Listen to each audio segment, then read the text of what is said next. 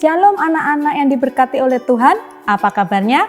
Luar biasa di dalam Tuhan Yesus.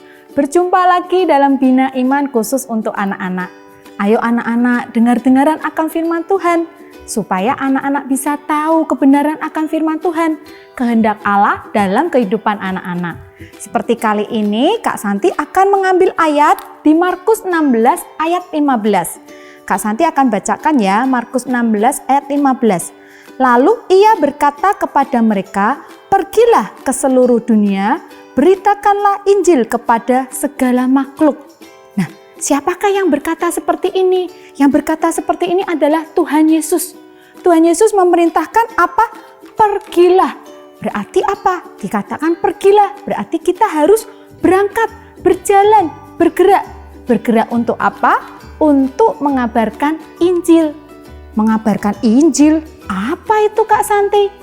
Injil adalah kabar baik, kabar kesukaan, kabar tentang keselamatan. Yesus sebagai juru selamat. Mengabarkan, memberitakan tentang kebenaran firman Tuhan. Nah, ada hal-hal yang perlu diketahui dalam memberitakan firman Tuhan, memberitakan Injil. Yang pertama, apa yang harus diperhatikan oleh anak-anak untuk memberitakan Injil? Yang pertama adalah anak-anak harus hidup di dalam Injil tersebut. Jadi, selain menjadi pembawa berita, tapi anak-anak juga harus memperlihatkan hidup anak-anak yang sesuai dengan Injil yang diberitakan. Bagaimana orang-orang bisa percaya kalau anak-anak tidak menjadi teladan terlebih dahulu? Contohnya misal, kita mengatakan ada sukacita loh, ucapan syukur karena kita punya Tuhan Yesus sebagai juru selamat. Tapi kenyataannya cemberut, nggak bersukacita, bersungut-sungut. Mana orang bisa percaya kalau ada sukacita? Nah, jadilah teladan seperti Tuhan Yesus.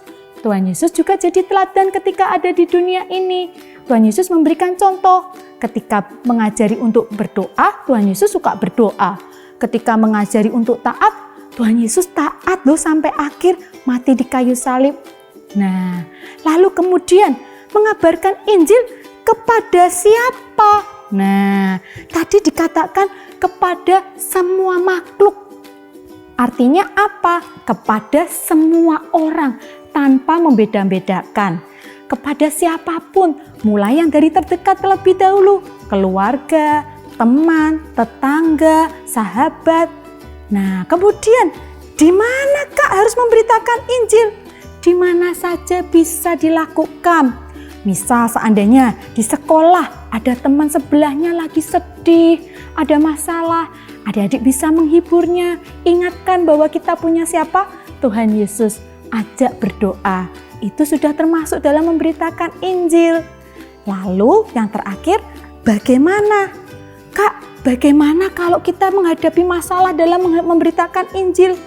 Memang memberitakan Injil itu tidak mudah. Terkadang ada masalah, mungkin kadang ada yang tidak bisa menerima, tidak suka, mungkin bisa juga dibenci. Tapi jangan khawatir, kita punya siapa? Tuhan Yesus. Tuhan Yesus yang akan menyertai anak-anak semuanya. Tuhan Yesus yang akan memberi kekuatan. Nah anak-anak, ayo beritakanlah Injil kepada semua makhluk, kepada semua orang di mana saja. Tapi dengan ingat, hiduplah di dalam Injil tersebut supaya anak-anak bisa menjadi teladan. Tuhan memberkati.